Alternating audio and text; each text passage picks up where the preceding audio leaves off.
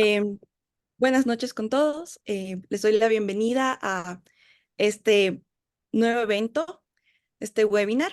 Es para nosotros darles un gusto, todo un gusto, que puedan acompañarnos en este evento que hablará sobre em, la irrupción de Ecuador a la Embajada de México. Este evento es organizado por la USF Law Review. La Law Review es una revista jurídica, académica, arbitrada e indexada, íntegramente desarrollada, administrada y editada por estudiantes de pregrado del Colegio de Jurisprudencia de la Universidad San Francisco de Quito. En el, bueno,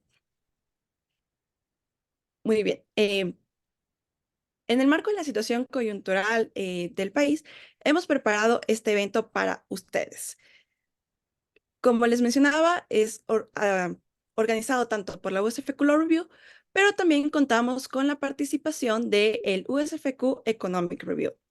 Entonces, en este momento, igual le cedo la palabra a Gabriela Cisneros, quien nos va a compartir un poco respecto a qué es el Economic Review.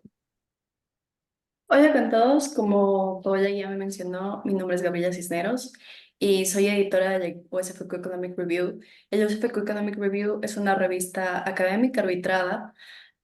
Hacemos publicación de investigación relacionada con economía y disciplinas afinas, realizadas simplemente en pregrado. Y somos orgullosamente, y decimos orgullosamente que somos la única revista que hace esto en Latinoamérica. Aunque estamos comenzando, estamos progresando muy bien.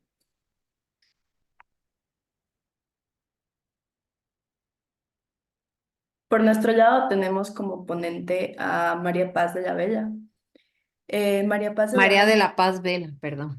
perdón, María de la Paz Vela es economista de la Universidad Católica del Ecuador, magíster en Planificación y Desarrollo Económico y Social de la Universidad de Sauncia, editora económica de la revista Gestión de 1997 a 2017, analista económica y directora de reporte macroeconómico de la consultora Multiplica de 1997 a 2021, subsecretaria de Planificación y Política Económica del Ministerio de Economía desde agosto del 2021 a agosto del 2022 y actualmente docente del Colegio de Economía de la USFQ desde el 2017 a la fecha.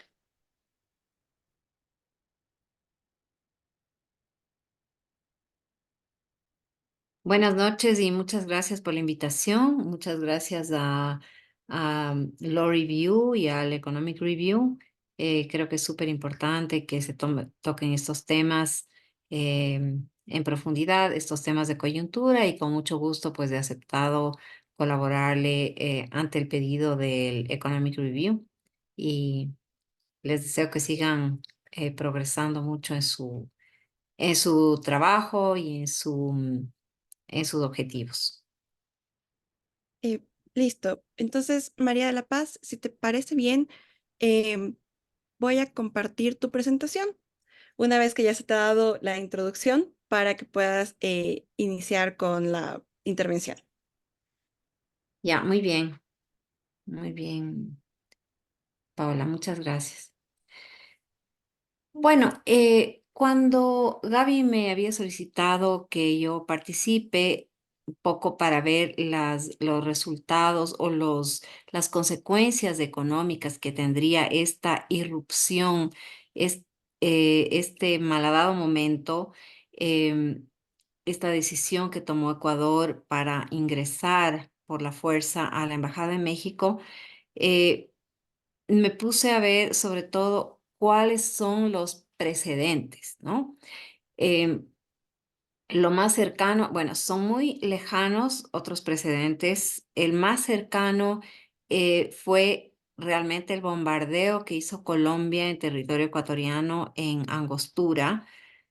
Y lo que se vio en ese momento es que ellos tenían sus objetivos militares del combate al narcotráfico, pero tenían una estrategia muy bien definida. Y tan pronto ellos hicieron eso, salieron al día siguiente al mundo a contar el hecho y a pedir disculpas. Es decir, creo que trataron, si bien se fueron por encima del derecho internacional, tenían una estrategia muy clara para evitar consecuencias que vayan más allá. Y por más condena unánime que se ha hecho de ese hecho, las consecuencias económicas nunca llegaron, porque vino el hecho, vino con una disculpa y, digamos, hubo una estrategia diplomática y política muy efectiva al momento. Esto es algo que nos distancia de la situación actual. Parecería que se dio esta incursión o esta irrupción sin una estrategia posterior de diplomacia y de política, lo cual hace que tengamos incertidumbre sobre las consecuencias económicas. No porque, digamos, básicamente este tema es un tema que se debería tratar a nivel diplomático y político, pero se están generando varias hostilidades. No hay cómo decir estas serán las consecuencias y estas otras serán las consecuencias, porque en varios precedentes similares no han habido consecuencias económicas, pero sin embargo a mí me parece importante y eso es lo que yo lo que traigo ahora es ver con qué economía estamos en conflicto. Entonces, las cifras que definen estas economías. Y en eso, por favor, sí podemos pasar a la siguiente. Creo que es importante mirar la magnitud de estas economías. El Producto Interno Bruto de Ecuador es apenas un 6% del Producto Interno Bruto de México. Para 2024 se estima que el PIB de Ecuador va a ser de 121.6 millones, no, 121.590 millones de dólares, mientras que el de México es de 2020, 2.020.000 millones, o sea, miles de millones. Somos un sexto de la economía de México. Nosotros estamos, sí, como les voy a decir más luego, también en una situación precaria. Quizá esa expectativa de crecimiento de 1% no se llegue siquiera a ese nivel, peor con los apagones que estamos sufriendo ahora. México está en alrededor, su expectativa de crecimiento en este año es de 2.7, es un poquito menos del 3%. No es un gran crecimiento, pero está bien, ha sido estable. Sigamos, por favor. Yo les traigo un gráfico comparativo que quisiera que lo miren eh, a lo largo de los años, a lo largo de las últimas décadas. Ecuador crece, digamos, el PIB de Ecuador va subiendo muy lentamente. El PIB de México ha tenido un despegue mucho mayor en las décadas y como se ve, pues se ve ahí claramente la dimensión, la magnitud muy pequeña de la economía de Ecuador frente a la de México. En realidad es un gigante. Sigamos, por favor. Es la segunda economía de América Latina. Ahí vemos con cifras de 2022 como Brasil es la primera economía, ¿no es cierto? México va en segundo lugar, Argentina un tercer lugar y nosotros estamos muy, digamos, muy rezagados en tamaño y eso implica importancia. Es una gran implicancia en importancia. Si es que uno habla de las economías de América Latina, se va a referir a las tres más grandes, quizá por ahí alguna más. Y sí, evidentemente se hacen cálculos y análisis para todas las economías, pero las que definen América Latina son las grandes, ¿no? Para inversiones, para producción, para programas, etcétera. Entonces, creo que debemos medirnos, ¿ya? Ver los tamaños. Sigamos, por favor. También mirando otros parámetros que tal vez sean menos en importancia, ¿no? Pero también nos dan una pauta en territorio. México es casi 7 veces mayor, en población más que 7 veces mayor. Ahí he tratado de darle un poquito la dimensión en un poco visual de esto que estoy diciendo. Sigamos, por favor. Entonces, eso para hablar un poco del tamaño de los mercados, ¿ya? La inversión extranjera directa. ¿Qué es esto de la inversión extranjera directa? Es un indicador que muestra confianza. Es un indicador muy importante para la confianza que el resto del mundo pone en los países. Em, Aquí nosotros tenemos como un promedio anual de 2013 a 2017. Ecuador no llega a los 1.000 millones en promedio por año en este periodo, ¿no? Y tampoco lo supera después. Está la información hasta el 2022. Más bien en el último año, aunque no conste aquí, ha bajado. Estamos en la mitad del año 2022 para el año 2023. Es decir, no llegamos a los 400 millones de dólares en inversión extranjera, mientras que México sigue siendo un peso pesado, un polo de atracción de inversiones. Está entre 2003 y 2017 por encima de los 37.000 millones de dólares de atracción de inversión extranjera directa que genera empleo, que genera industria, ¿ya? Y México representa el 22% del total de inversión extranjera directa cuando uno toma en cuenta América del Sur y Centroamérica, ¿ya? Entonces, nosotros no llegamos ni al 1%. Y esto sí se debe a la institucionalidad de un país y del otro, a la trayectoria del manejo económico, a la seguridad jurídica y a la confianza que generan las economías. Y fíjense, Colombia y Perú, porque uno puede decir, sí, claro, Ecuador es pequeño, sí, o algunos que en algo se compararían, digamos, los países vecinos, ¿no es cierto? Perú, Colombia, están muy lejos de nosotros. Perú con más de 7.000 millones en este periodo que había escogido. Colombia con más de 14.000 millones en este periodo 2013-2017. Entonces, si bien son países más comparables con Ecuador, sí sí pasa algo en Ecuador y yo sí diría que ese algo va por el lado de la inseguridad jurídica y de los temas institucionales dentro de los cuales está también el respeto al derecho internacional. Entonces, eso también para puntualizar un poco la situación. Sigamos, por favor.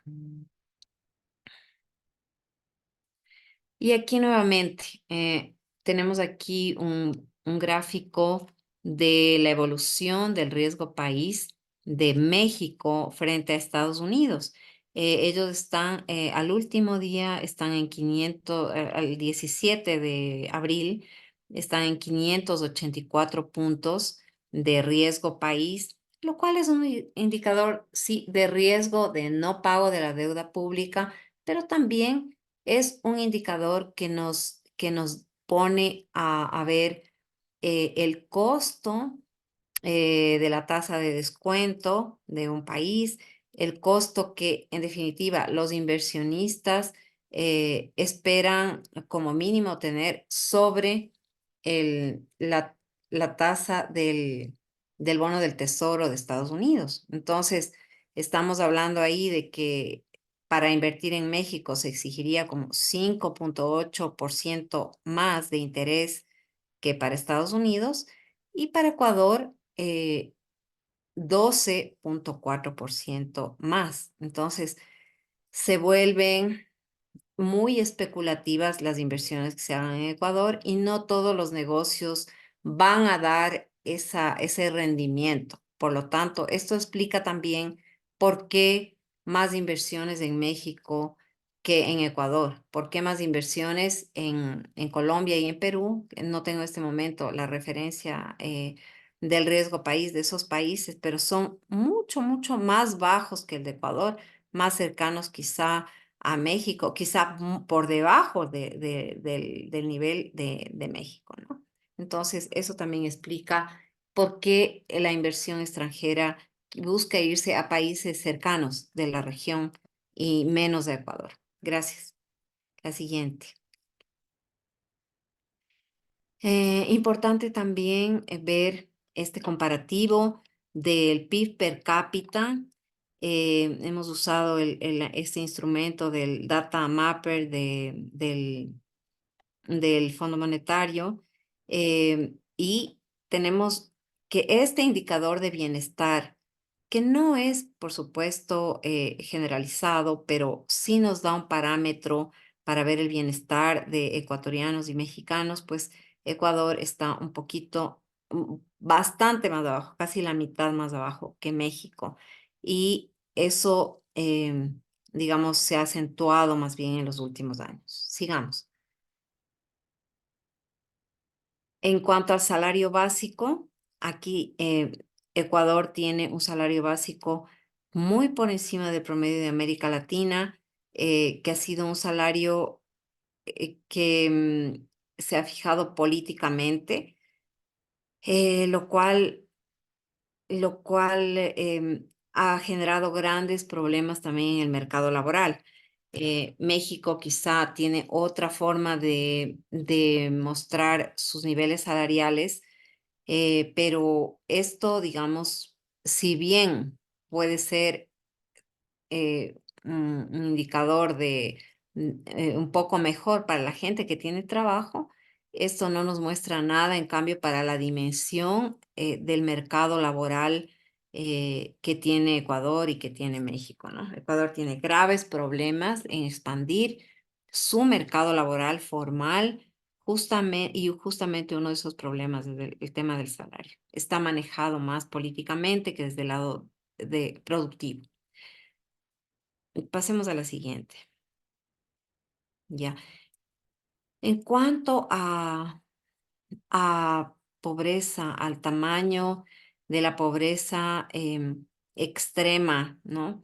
Em, Quizá ahí también México tiene un poquito más de ventaja, tiene menos gente por debajo de la línea de pobreza, de la gente que recibe $2.15 por día. Ecuador está un poco por debajo del nivel de extrema pobreza de América Latina hasta 2022. Y bueno, ese es un tema común a los países de América Latina, de superar, ¿no? Sigamos. Solamente en el tema de la desigualdad del ingreso, quizá México tenga un parámetro peor que Ecuador, ¿no? El que más se acerca a uno es el peor indicador y en eso México tiene mucho más que hacer, Ecuador tiene muchísimo que hacer, pero estamos un poquito mejor que el promedio de América Latina en 2021. Sigamos, por favor.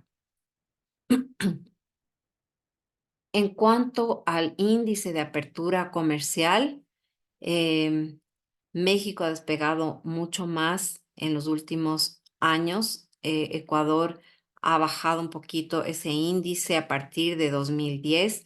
Esa es la suma de importaciones y exportaciones con respecto al PIB. En general son países abiertos, muy abiertos al comercio. Y bueno, este es simplemente un parámetro más para medirnos, para vernos en conjunto. Sigamos, por favor. Ya.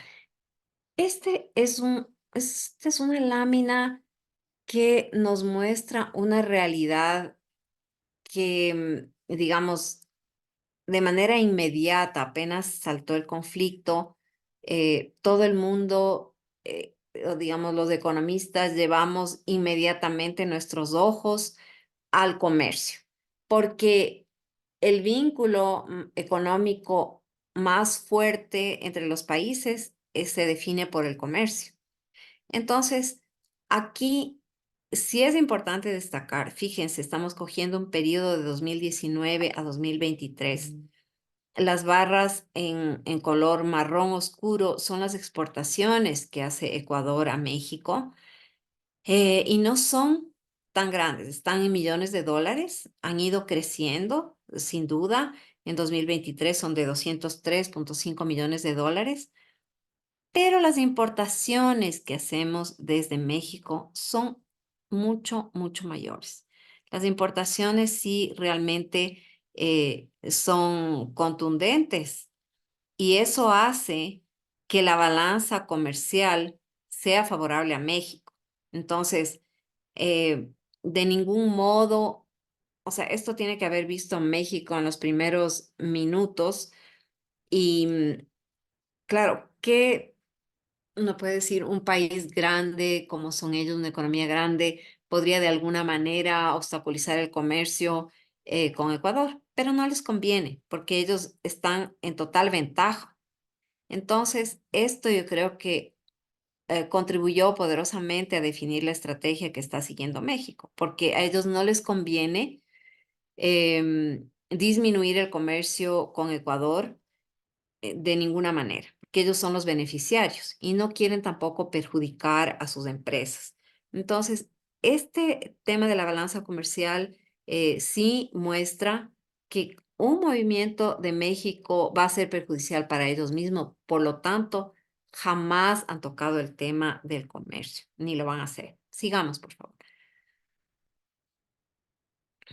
¿Qué es lo que exporta Ecuador a México? ¿Ya? Entonces ahí tenemos lo más importante en las exportaciones, de esas exportaciones que estamos haciendo. em, es un 36% es en granos de cacao. También estamos exportando algunos minerales y concentrados de cobre. En tercer lugar, yo creo que es camarón. O sea, tengo ahí bien agregadas las líneas de producción, pero creo que estamos hablando de camarón. Luego, y luego, bueno, siguen algunas otras cosas que también producimos, pero incluso la producción de camarón, la producción de cacao y la producción de minerales tiene una gran acogida ahora en el mundo. Por lo tanto, si es que hubiera algún problema comercial, pues fácil y rápidamente, digamos, no sin perjuicio en el tiempo, pero sería más fácil de colocar en otros países. Así que por ese lado no creo que vaya ningún problema con México por limitar exportaciones o algo así. No creo. Sigamos, por favor. En cuanto a las importaciones, hay más de 600 productos. Lo que más importamos de ellos, un 18%, es de medicamentos. También hay una importante cantidad de automóviles de turismo y otros vehículos. Em, Fíjense, tractores también. Hay algunos que son monitores, proyectores que se ensamblan en México, algunos camiones que dicen vehículos para transporte de mercancías, algunos otros productos químicos y algunos cosas más industrializadas de México, pero son mucho más, son más de 600 productos. Entonces, nuestras importaciones realmente, fíjense, sobrepasan, casi llegan a los 600 millones de dólares en el año 2023. Sigamos, por favor. Y bueno, con esto, para ir cerrando, yo sí diría, aunque estos temas diplomáticos no han tenido precedentes de grandes consecuencias económicas, México creo que está muy molesto, em, muy herido porque no ha habido una sola disculpa ni tampoco un pedido de disculpa de, de la reunión que hubo, de la reunión internacional que hubo. Si bien todos los países que estuvieron presentes en la reunión condenaron de forma unánime a la incursión de Ecuador, la mayoría propusieron que se promueva el diálogo. Ninguno habló de disculpa y creo que esto se debe a que Ecuador pudo exponer sus motivos bastante bien. Sin embargo, claramente quedó al margen del derecho internacional. em, y lo que se ve también es que México no está dispuesto a pasar por alto esto y busca, de todas maneras, una sanción económica, una sanción política, una sanción diplomática. Lo más que han podido hacer es anunciar la suspensión unilateral de negociaciones de ese tratado comercial con México, lo cual es algo pírrico en este momento. ¿Por qué digo eso? Porque se venía trabajando en ese tratado que es un requisito previo para ingresar a la Alianza del Pacífico. Se vino trabajando en los 2 años anteriores. Se avanzó grandemente entre los equipos negociadores, se solventaron muchos temas y cuando el ministro Prado, que era el ministro de Comercio en ese momento, viajó a cerrar el tratado en México en el año 2023, en algún punto, no recuerdo exactamente, sería más o menos en agosto, estaba todo más o menos cerrado y finalmente tenían listo todo para anunciar la firma y quizá, y bueno, fue el presidente de México el que se echó para atrás, quitando del tema unilateralmente el banano y el camarón. Entonces, de alguna manera, esa suspensión unilateral ya se dio y siendo esto un requisito para ingresar a la Alianza del Pacífico, que es un mercado sumamente interesante en el cual ha estado tratando de incursionar Ecuador. Entonces, eso ya no tiene un efecto económico por esta situación actual. Hay unos intereses que ya venían de antes para no dejar entrar a Ecuador para no cerrar finalmente y no firmar con Ecuador este tratado. Sí me parece preocupante el juicio que México ha abierto contra Ecuador en la Corte Internacional de Justicia. Eh, y yo pienso que ellos van a buscar algún tipo de consecuencia económica más allá de la consecuencia política. Lo otro que he visto es que los, hay algunos países de la misma línea política que el gobierno de México que se han alineado para, digamos, en cierto tipo de acciones hostiles y han tensionado la relación América Latina, como es este anuncio de Venezuela de romper las relaciones consulares, como la suspensión del gabinete bilateral Ecuador-Colombia, ¿ya? El tema de la venta de energía de Colombia a Ecuador se suspende en estos momentos, aunque realmente Colombia está atravesando por una situación de mucha escasez de agua y de electricidad. Entonces, quizá no es ese el motivo, no es esta incursión en la embajada, pero han coincidido en un mal momento. Esta misma incursión ha provocado una reunión de la CELAC que también ha roto los principios de diálogo de la CELAC, de que tenía que haber unanimidad para juntarse en esta reunión. Se juntaron solo 9 de los 33 países con sus máximos representantes. Y se ha hecho una condena de los países que estaban ahí, se ha hecho una condena también a Ecuador, pero se han roto los procedimientos. Entonces son tensiones también en ese organismo. Ahí se ha anunciado, Bolivia anunció que se sumaría a la denuncia de México contra Ecuador en la Corte Internacional de Justicia. Colombia dijo que si es que México continúa con estas acciones, pues lo van a acompañar. Brasil fue, digamos, un poco más, sí, o sea, ellos piden que se haga justicia a través de la CELAC, que no es a través de la ONU, ¿no es cierto? Es un organismo regional. Sigamos, por favor. Y digamos, para cerrar ya lo que yo había estado analizando.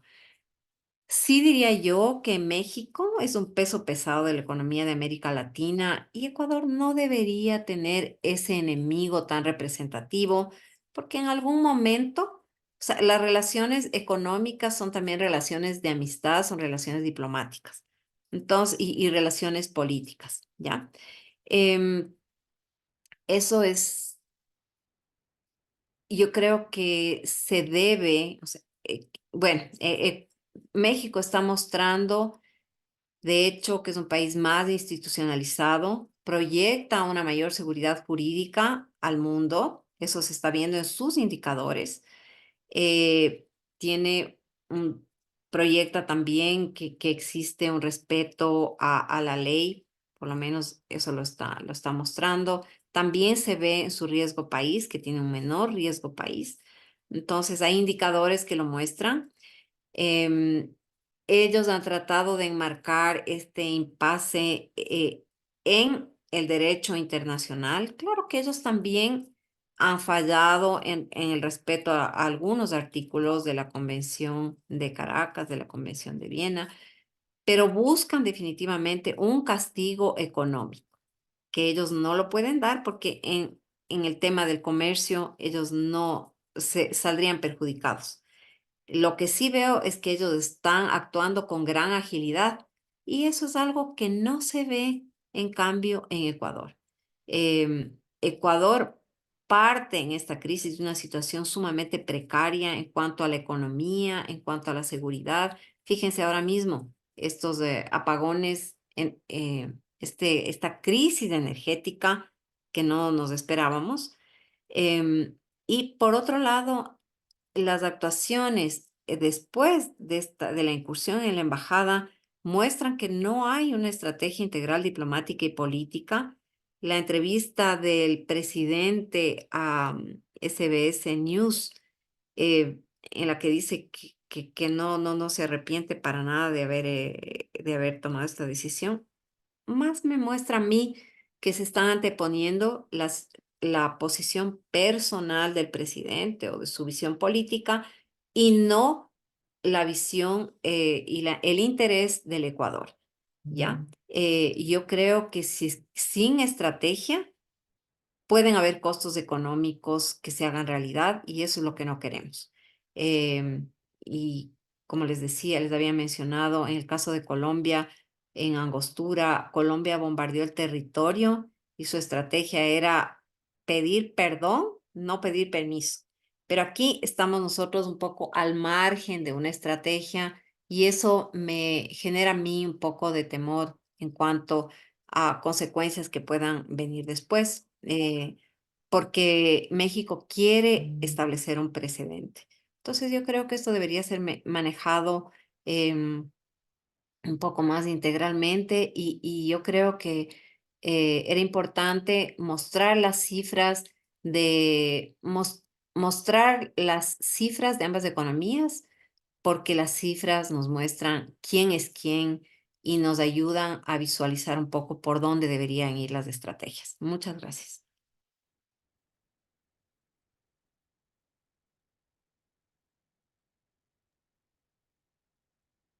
Muchas gracias a ti, María de la Paz.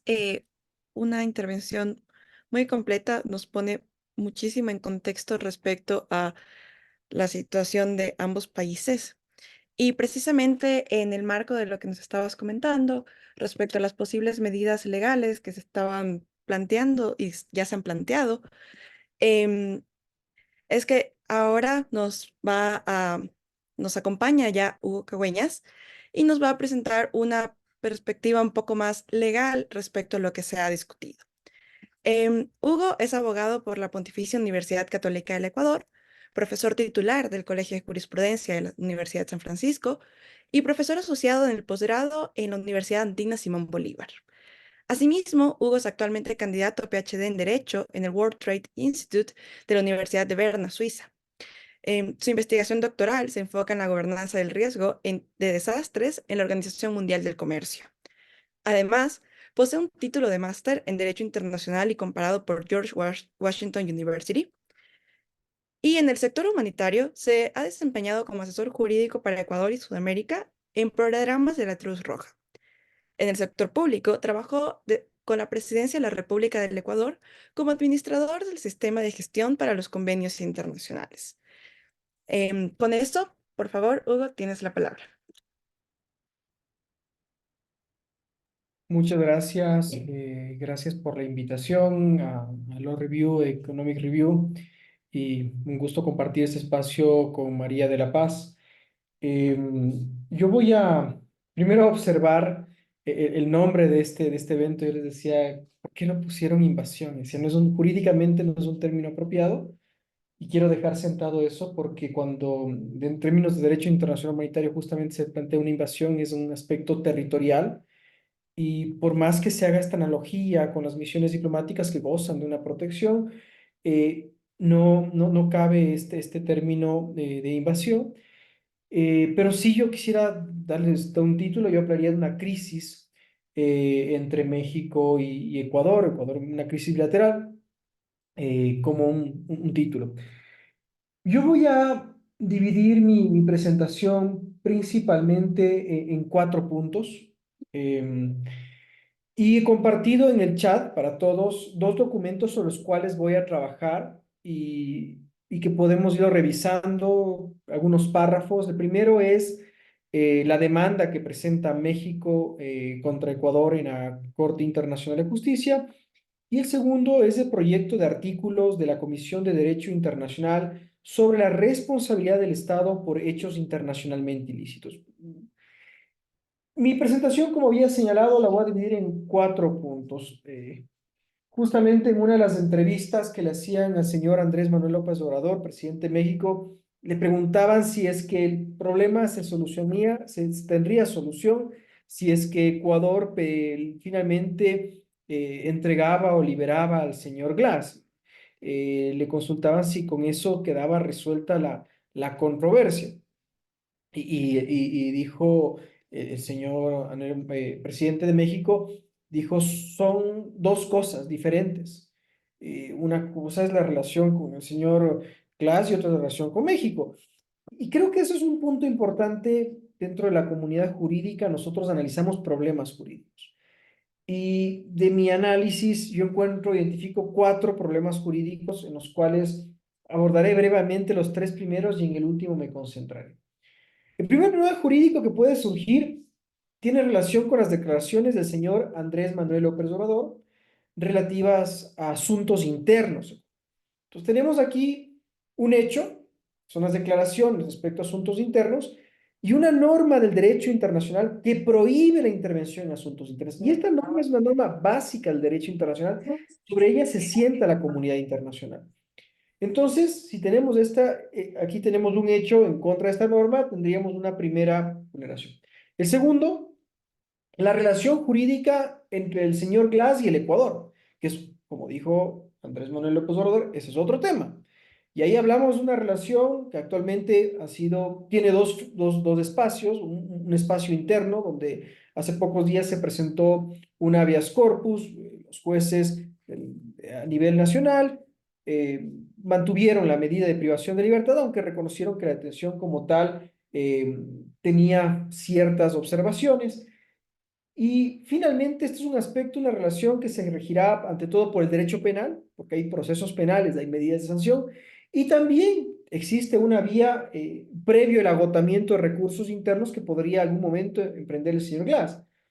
Recordemos que un requisito para acceder a sistemas regionales o universales de derechos humanos es el agotamiento de recursos internos. Por lo tanto, habrá que ver cómo operan estas vías, salvo alguna excepción. Tenemos un poco de sonido ahí. El tercer punto, el tercer problema jurídico es el otorgamiento del asilo político al señor Jorge Glass, ¿sí? Que nuevamente ha sido, como señalaba María de la Paz, y hemos visto en estos días, observado también por la Organización de Estados Americanos. El asilo político surge como una figura con limitaciones.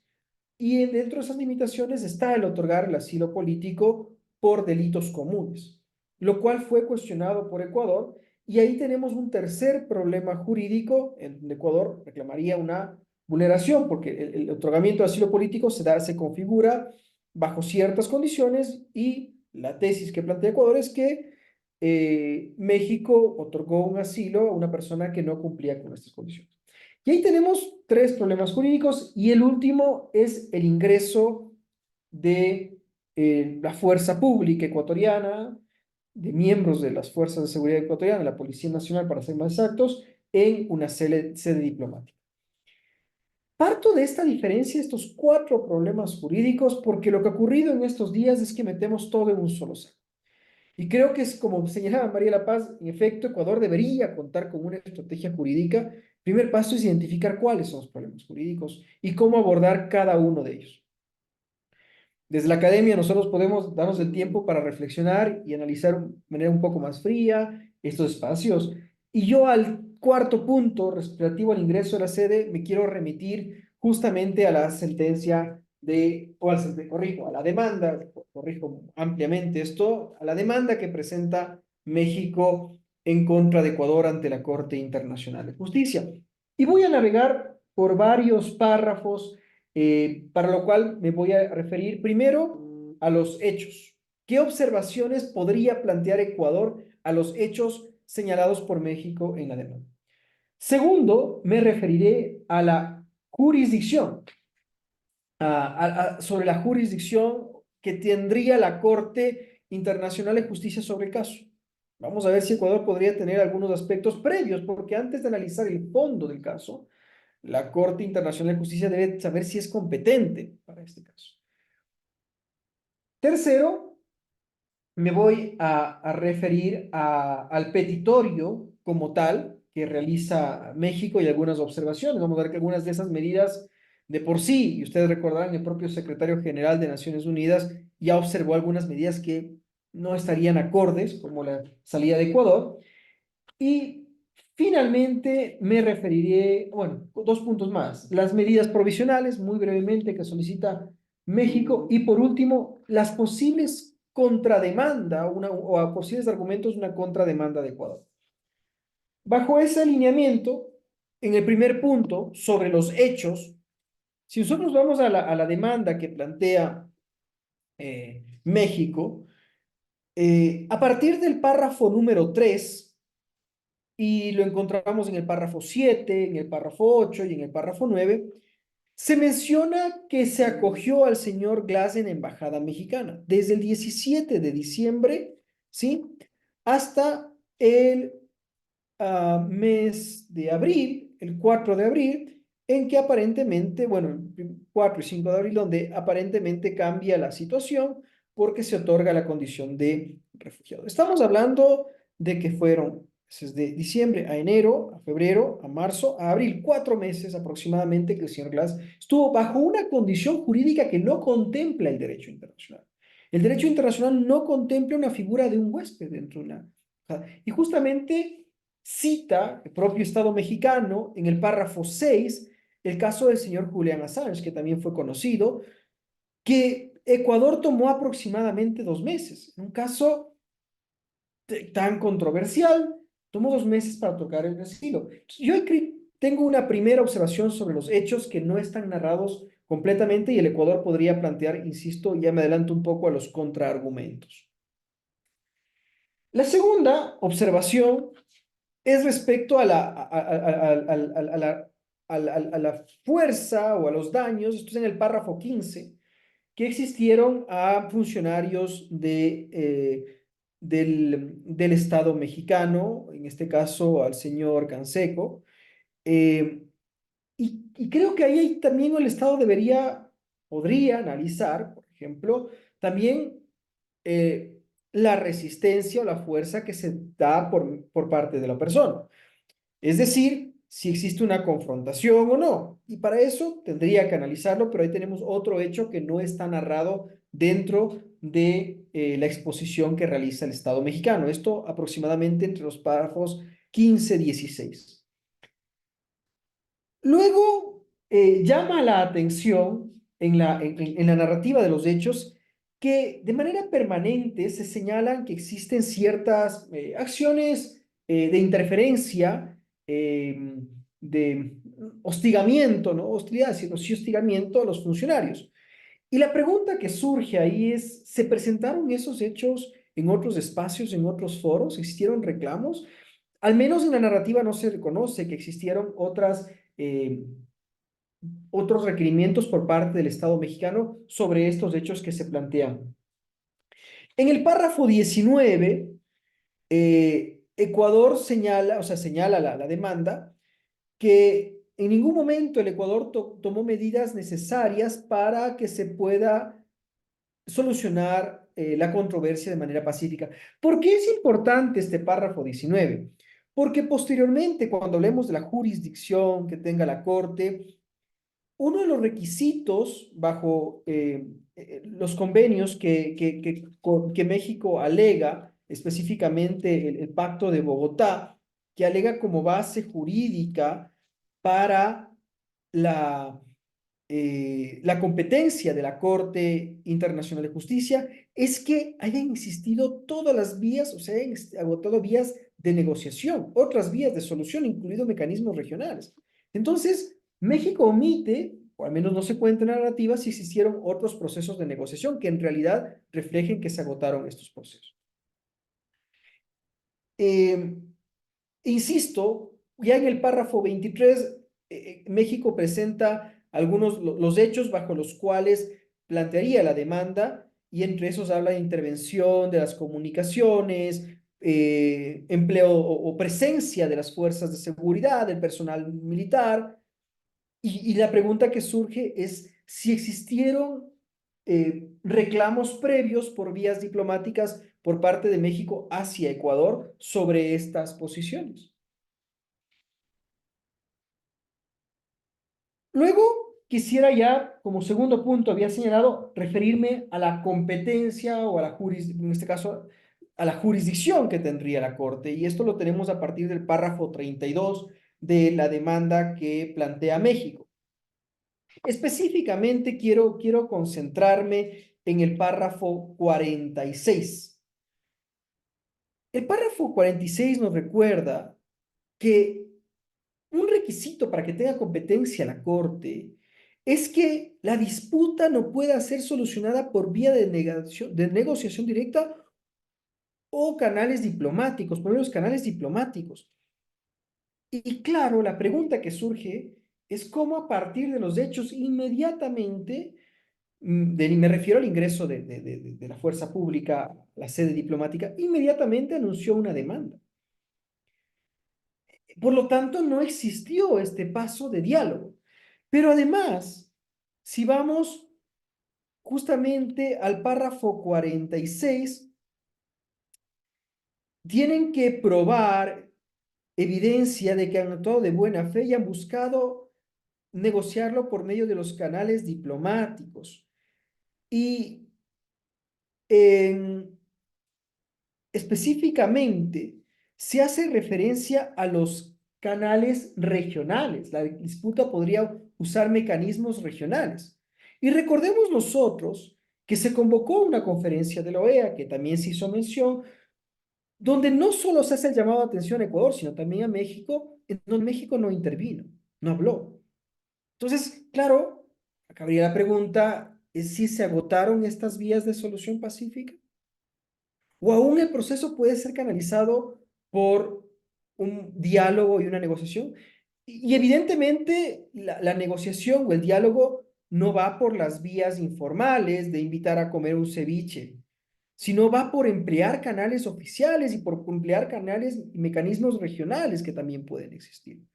Y creo que ahí hay un paso que también debería contemplarse dentro de la estrategia de litigio, que ya es un litigio, y también, ¿por qué una solución pacífica empleando estos canales regionales como la Organización de Estados Americanos y la CELAC?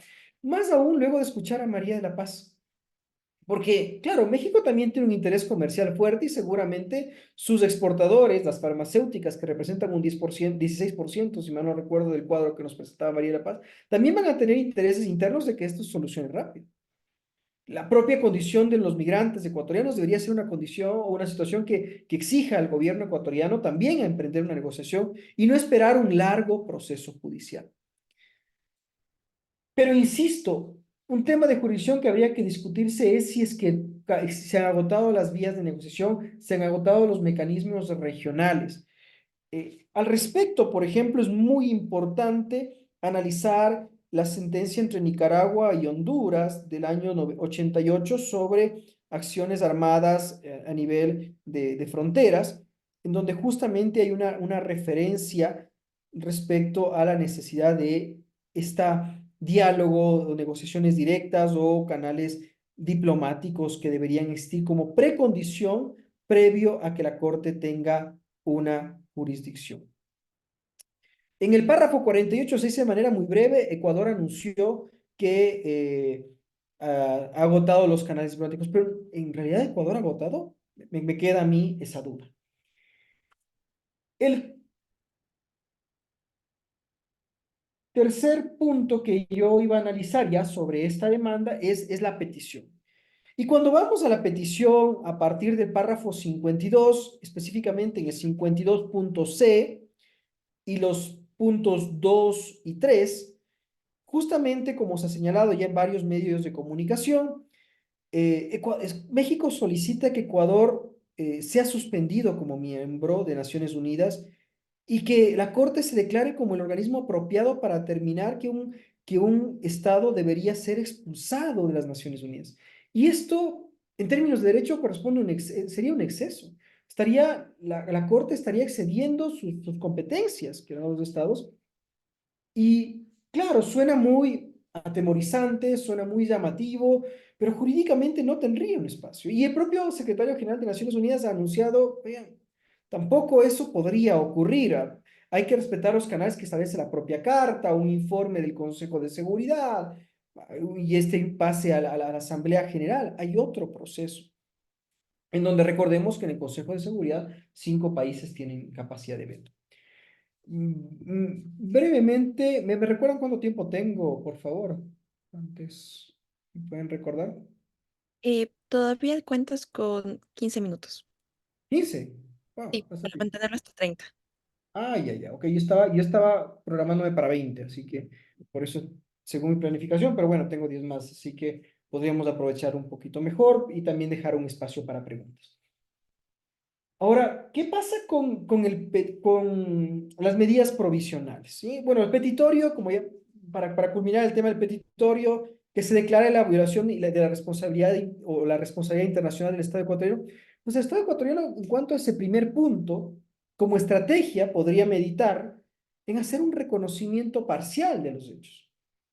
Un reconocimiento sí existe la violación. Sobre el primer punto. Sobre el segundo y el tercero, que declaraba el ser excluido de Naciones Unidas, ya anticipé que no es una estrategia o no es una vía adecuada, pero hay otros pedidos, ¿no? Que se declare la violación de la obligación de solucionar pacíficamente las controversias, que existan medidas de reparación también a la integridad personal por los daños sufridos por el personal, que también podrían ser parte de una estrategia de reconocimiento de responsabilidad internacional. El Estado podría reconocer y podría a partir de ello reparar. Recordemos otro caso relevante para Ecuador, cuando Ecuador fue el que presentó una demanda ante la Corte Internacional de Justicia por las fumigaciones que realizaba Colombia con glifosato en la frontera bilateral, en la frontera norte para nosotros como Ecuador. En ese caso, Colombia hizo un reconocimiento de responsabilidad, hizo un compromiso de reparación y pues finalmente la Corte dio por soltado ya y por solucionado el caso por mutuo acuerdo. Es decir, existirían vías cuando el Estado también reconozca y yo no excluyo esa posibilidad o esa alternativa también de un reconocimiento parcial de responsabilidad y llegar a una solución amistosa. Cuarto punto, medidas provisionales. La Corte Internacional de Justicia, además de tener una competencia jurisdiccional, es decir, decir sobre asuntos de fondo, podría dictar ciertas medidas provisionales para precautelar derechos que se encuentren en riesgo. Y ahí me parece que la estrategia de México es bastante interesante porque busca darle un aspecto protagónico a las medidas cautelares porque siempre generan un eco. Recordemos que hace poco también en el caso de Sudáfrica con Israel se dictaron ciertas medidas provisionales, igual en el caso de Ucrania contra Rusia, y claro, tiene un efecto mediático, porque dicen inmediatamente la Corte decidió a favor de, pero son medidas provisionales que no se deben referir al fondo del caso y no significan un prejuzgamiento, pero podrían tener este efecto mediático. Dentro de las medidas provisionales hay algunas que podrían resultar obviedades, pero que sí podrían ser otorgadas, como por ejemplo la protección de esa misión diplomática, que se permita acceder a los bienes inmuebles, a la información.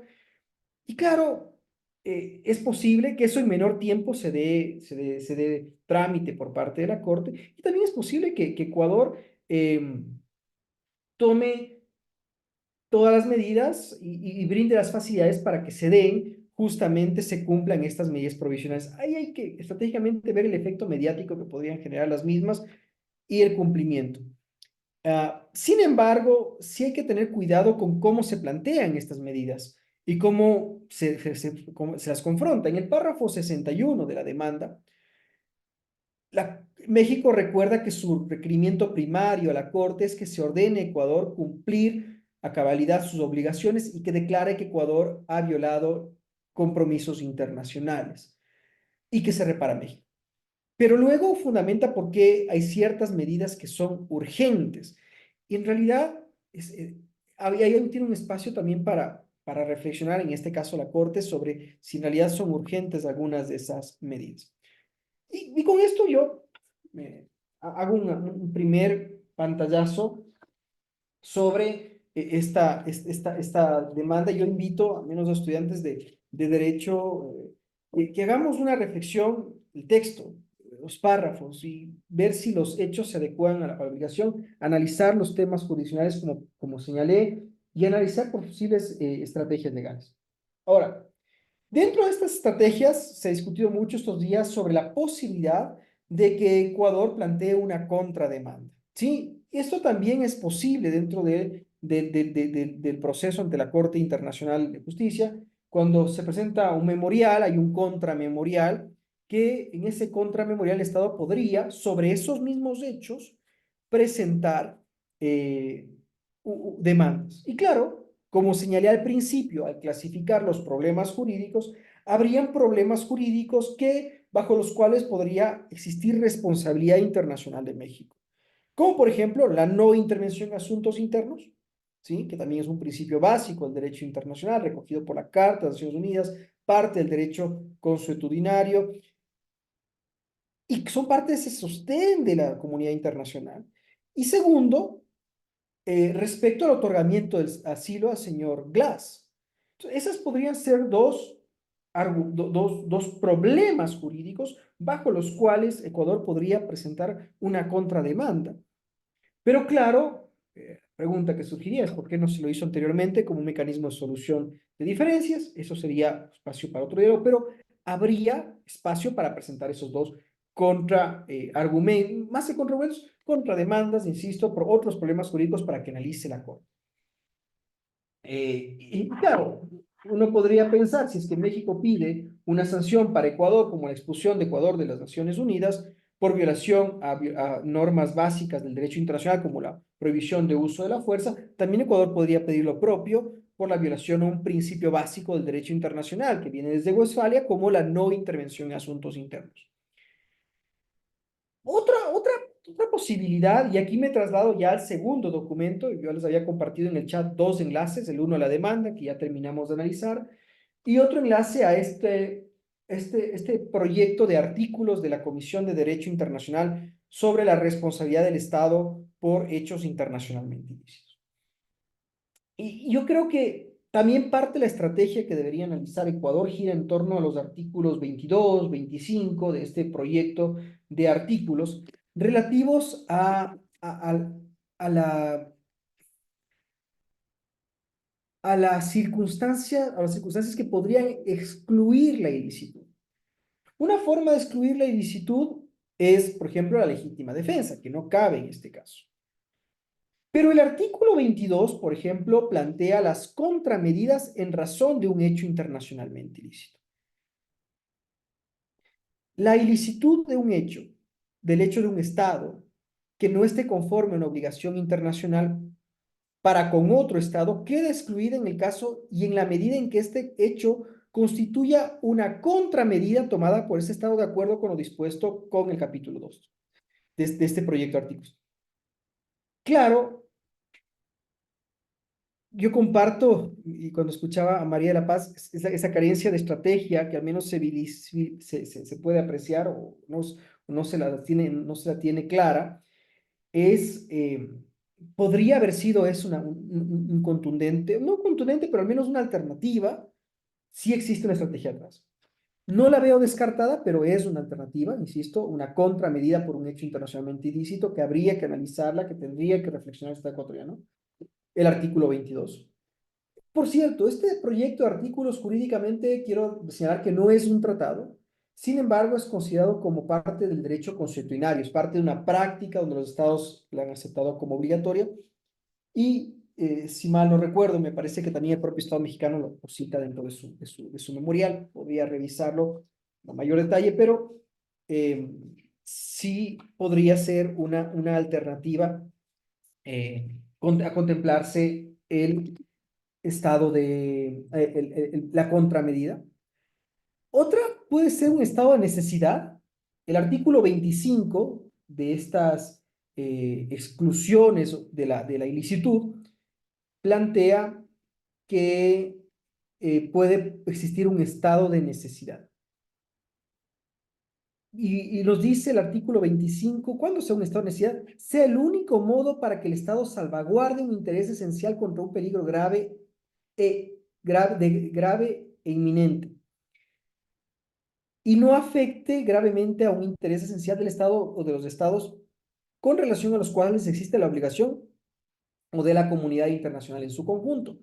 Claro, Ecuador, por el párrafo artículo 25, número 1, letra A, podría tener un asidero, pero cuando llegamos a la letra B, claro, podría también el usar la fuerza, y ahí sí cabe el uso de la fuerza, que finalmente eh, ejerció los miembros de la policía que intervinieron, podría ser observado y podría ser un contraargumento débil porque se está afectando un interés esencial de la comunidad internacional en su conjunto, como es la prohibición de uso de la fuerza.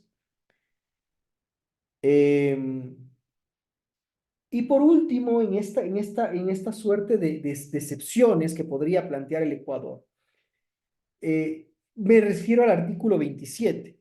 Invocar una circunstancia de exclusión de la ilicitud no excluye, ¿sí?, la cuestión, por ejemplo, de la indemnización de cualquier pérdida efectiva causada por el hecho ilícito. Es decir, existió un hecho ilícito al ingresar, pero fue un estado de necesidad, debería también justificar, igual existe un proceso de reparaciones, y también debería dejar de existir la violación. Entonces, Ecuador debería navegar y analizar esta estrategia teniendo en cuenta que no se excluye las consecuencias como es la indemnización o como ya la cesación, que ya no deje de existir esta violación. Por último, a manera de comentarios sobre otros aspectos que se han señalado en estos días, por ejemplo, las medidas económicas que podría tomar. Hay que recordar que también tanto Ecuador como México somos parte de la Organización Mundial del Comercio. Y con parte de la Organización Mundial del Comercio existen principios de básicos de no discriminar productos extranjeros y que cualquier medida que se tome dentro del seno de la Organización Mundial del Comercio debe estar justificada. Y dentro de ellas, de esas medidas, por ejemplo, está principios como nación más favorecida, donde no puede hacer una diferencia con otros estados, o principio del tratamiento nacional, donde no puede hacer una diferencia los productos extranjeros con los productos nacionales. Y que las excepciones para estos principios del derecho de la Organización Mundial de Comercio tienen causales bien determinadas. y dentro de ellas sí se contempla la seguridad, pero no cabría que México haga un trato diferenciado o una exclusión a productos, porque México iría también en contra de esas normas. Entonces, esto, a manera de comentario final, también porque hay que explorar otros marcos jurídicos. Y con eso doy por concluido, a manera de colorario, señalando que Ecuador como estrategia debe diferenciar los problemas jurídicos a los cuales se enfrenta, específicamente analizar la relación con México desde esta perspectiva, analizando cuáles son los posibles hechos ilícitos también por México, y a partir de ello también plantear una estrategia de respuesta en el proceso que sea ante la Corte Internacional de Justicia, tanto a los hechos, a la jurisdicción de la Corte, a las solicitudes y por qué no pensar en una contrademanda. Muchas gracias por su atención. Quedo presto a atender cualquier pregunta. Muchísimas gracias, Hugo, por tu intervención. Igual muy completa. Abarcamos bastantes perspectivas respecto a esta actual disyuntiva que se mantiene entre los estados y voy a dar paso a la lectura de ciertas preguntas que han llegado por el chat.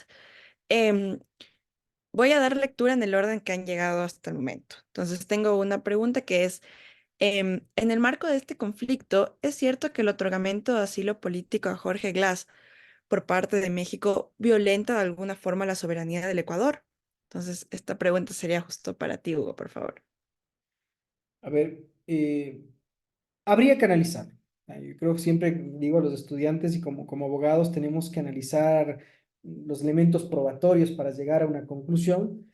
Lo que sí podemos recordar es cuál es el estándar jurídico, cuál es la norma que rige el otorgamiento de asilo. La Convención sobre Asilo de Caracas, en el artículo 3 señala que no es lícito conceder asilo a personas que, al tiempo de solicitarlo, se encuentren inculpadas o procesadas en forma ante tribunales ordinarios competentes y por delitos comunes, o estén condenados por tales delitos y por dichos tribunales, sin haber cumplido las penas respectivas, ni tampoco a los desertores. Me quedo con esta primera parte. Si tomamos en cuenta este estándar jurídico del artículo 3, y claro, contrastamos con los hechos y nos preguntamos, ¿el señor Jorge Glass estaba inculpado o procesado ante tribunales ordinarios competentes? Check. ¿Por delitos comunes? Check. Y es más, ese es el uno, cumpliría con, pero dice, o estén condenados por tales delitos sin haber cumplido la pena. El señor Jorge Glass tenía una condena, no ha cumplido la pena. Recordemos lo cuestionado que fue su liberación, porque aparentemente también está relacionada con el caso Metástasis. Entonces, habría que sustentarlo, evidentemente, pero si contrastamos el estándar del artículo 3 con los hechos, pues saquen sus conclusiones. Espero haber atendido esa pregunta.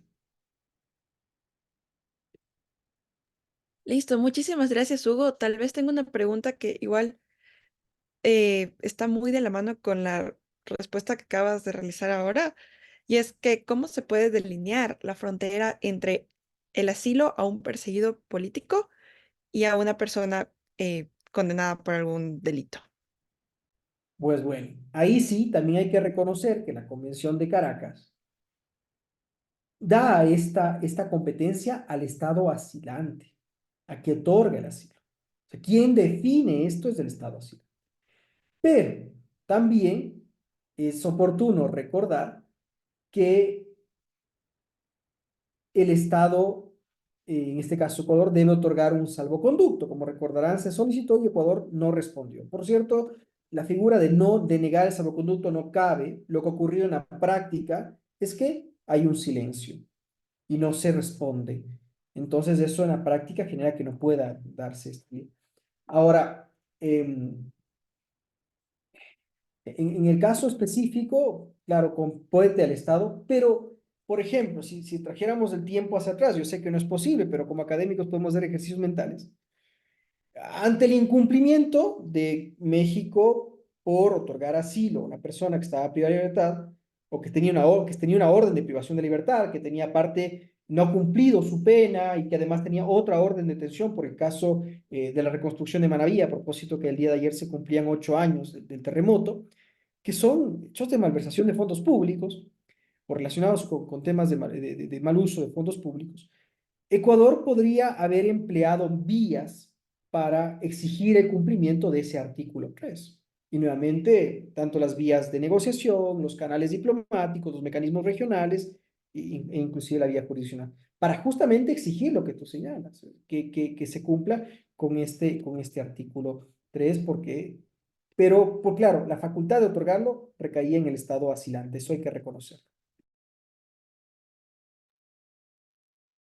Bueno, y tal vez la siguiente pregunta que tengo en el orden de llegada, em, igual un poquito más desde el punto de vista político, pero creo que aquí también sería muy importante igual conocer también la postura de María de la Paz desde el punto de vista económico.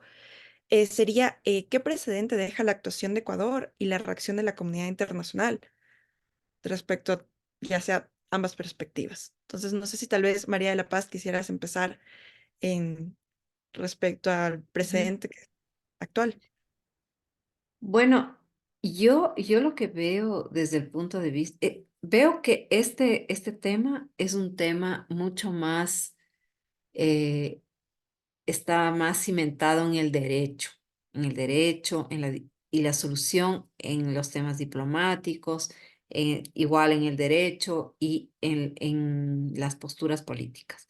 Y lo que yo sí lamento es que los dos gobiernos, el de México y el de Ecuador, están poniendo sus posiciones políticas por encima del interés de los países, ¿ya? Y de los ciudadanos. Entonces, yo sí creo que quizá era una necesidad dentro del combate a la corrupción. eh, por último, el gobierno le vio de esa forma el hacer esta irrupción que necesariamente implicaba una ruptura del derecho internacional. Pero ellos sí sabían, sí podían medir las consecuencias. Entonces, o sea, lo que a mí me sorprende es mm, la forma en, digamos, se lo hace y no hay nada después de, en lugar de tener una estrategia más completa, al menos inicial, porque todo lo demás se está armando, ¿no es cierto? Pero se lanza este operativo y pocos días después hay esta entrevista que concede el presidente que me parece que banaliza la situación y eso no ayuda. O sea, no ayuda a, no ayuda si es que uno estaría pensando en la necesidad que tienen los migrantes de tener una protección del Estado ecuatoriano en tierra mexicana. No ayuda si es que uno mira la misma situación de Ecuador abriéndose un frente diplomático, un frente de tensiones políticas con otros países cuando está en una situación precaria, está en la oscuridad, está creciendo poco, tiene un problema de inseguridad tan grande. Entonces, me parece a mí que desde el punto de vista del gobierno ecuatoriano no se está poniendo el interés de la ciudadanía, el interés del Estado ecuatoriano para solucionar este impasse, es que es algo que ya sucedió. Y por el lado del gobierno mexicano, se está poniendo en primera línea la visión, estrictamente la visión política de su partido por encima de los intereses de su propia ciudadanía, ¿no es cierto? Entonces, yo creo que eso es lo que esas posiciones se deben de poner y se debe eh, priorizar el bien del Estado, el bien del derecho internacional, el bien de los ciudadanos de un país y de otro y de las relaciones económicas de los países. Y yo pienso que esto, digamos, al menos ahora no se puede ver si van a haber consecuencias económicas, pero las relaciones comerciales, las inversiones, el flujo normal de los negocios se hace en amistad y en respeto de las leyes y del derecho internacional. Y eso es lo que no se está fomentando con una situación así. Eso diría yo.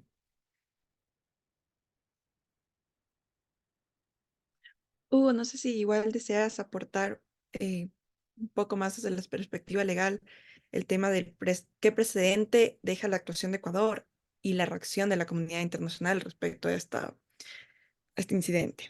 Yo creo, comparto la preocupación de María de la Paz respecto a cómo se está gestionando desde la estructura gubernamental esta situación, o al menos como lo vemos externamente, no sabemos internamente qué ocurra, pero sí genera preocupación. Pero yo creo que el precedente que también nos deja es la relación de estos hechos con el crimen organizado y particularmente con el narcotráfico.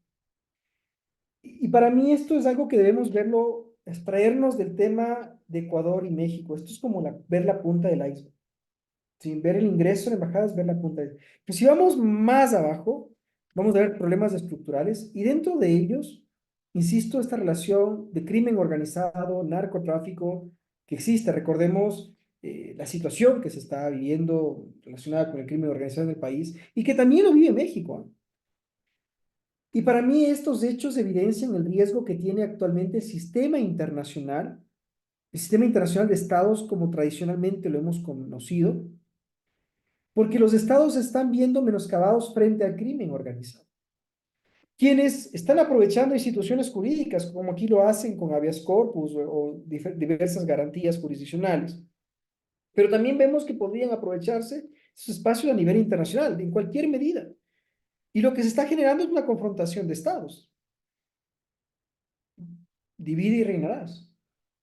Y por lo que cabe analizar esta situación no de forma aislada, no como el problema de Ecuador y de México, sino comprender también cómo los estados están bien dominados. Ahora es Ecuador y México, mañana puede ser Holanda y Bélgica.